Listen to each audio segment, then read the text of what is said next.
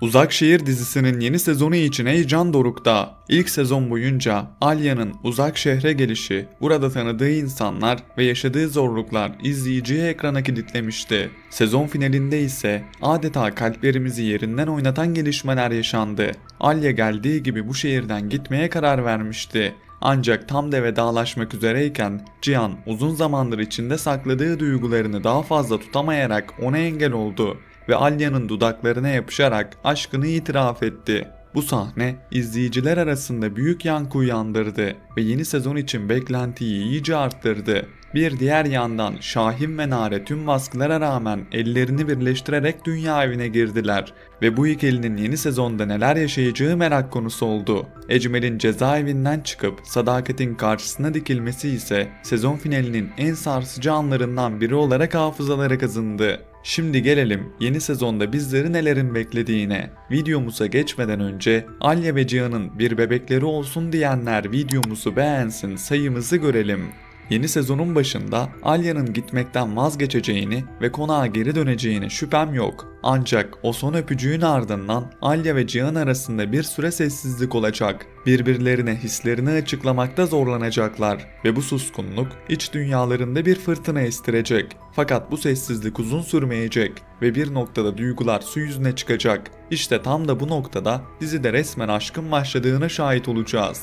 Uzak Şehir ilk sezonunda reyting rekorları kırarak sezonun en çok izlenen dizilerinden biri olmayı başardı. Bu başarı elbette senarist ve yapım ekibinin de dikkatini çekti ve yeni sezona güçlü bir hikaye ile başlamak istiyorlar.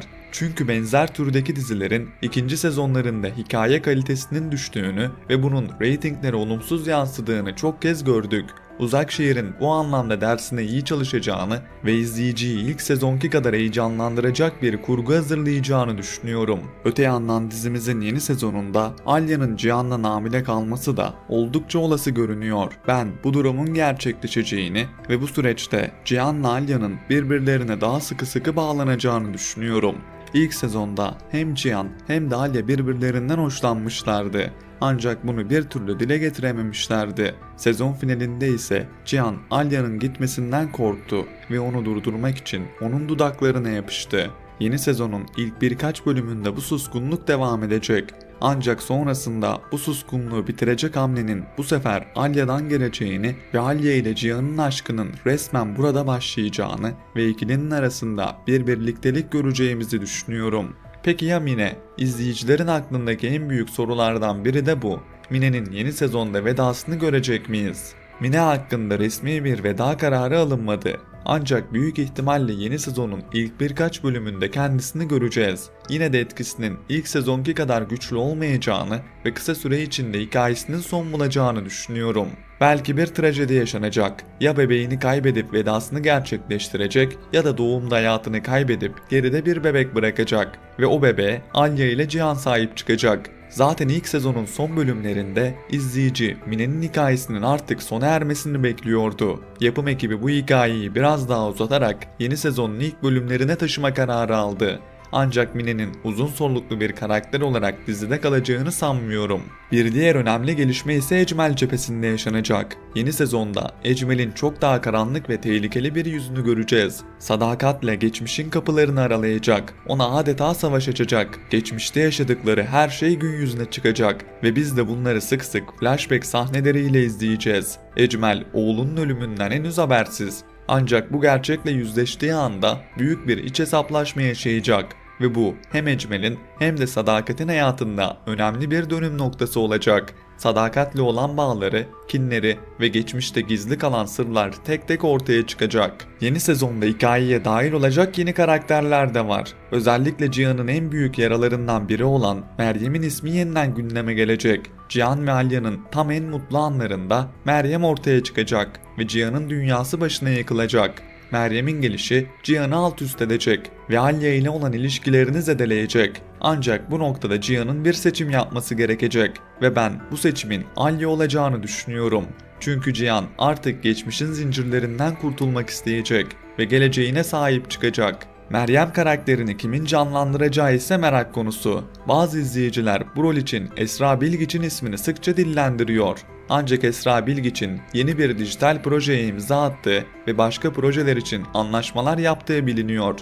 Bu nedenle ben Meryem rolünde Esra Bilgiç'i görmeyeceğimizi düşünüyorum. Ama eminim ki yapım ekibi bu rol için güçlü ve yetenekli bir ismi seçecektir.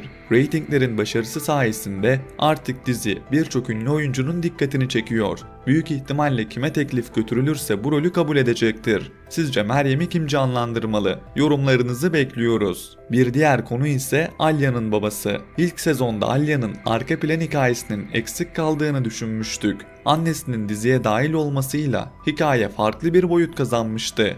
Ancak o karakterin vedasını da izlemiştik. Şimdi sıra Alya'nın babasında. Yeni sezonda Alya'nın iç dünyasına ve geçmişine dair daha fazla bilgi edineceğimizi ve babasının da bu sayede diziye dahil olacağını düşünüyorum. Ve tıpkı Meryem'de olduğu gibi Alya'nın babasını da usta bir oyuncunun canlandıracağını tahmin ediyorum. Şimdi gelelim dizinin en sevilen çiftlerinden biri olan Şahin ve Nare'ye. Tüm baskılara rağmen sezon finalinde evlenmeyi başardılar. Yeni sezonda da bu ikili üzerindeki aile baskısı devam edecek. Ama aşkları her türlü zorluğa karşı dimdik ayakta kalacak. Ancak bu süreçte Şahin ve Cihan'ın arası açılabilir. İki yakın dost farklı taraflarda kalabilir ve aralarındaki dostluk bağı sarsılabilir. Bu gerginlik dizinin dramatik yapısını güçlendirecek ve hikayeye heyecan katacaktır. Öte yandan Kaya ve Zerrin için de aynı şeyi söylemek isterdim. Ama bunu söylemek çok güç. Dizimizin yeni sezonunda Kaya ve Zerrin'in birbirlerinden giderek uzaklaşacağını, bu süreçte Kaya ile İpek'in evleneceğini ve bu ikilinin arasındaki yakınlaşmaların devam edeceğini düşünüyorum. Zerrin ise bu süreçte ne yapacağını bilemeyecek. Bir yandan Kaya'ya olan özlemi artarken diğer yanda ise karnındaki bebeğe sahip çıkacak. Zerrin'in doğumu ise dizimizdeki birçok dengeyi değiştirecek ve Kaya'yı zor bir durumun ortasında bırakacak. Çünkü biliyoruz ki İpek de öyle basit bir karakter değil ve güçlü bir aileye sahip.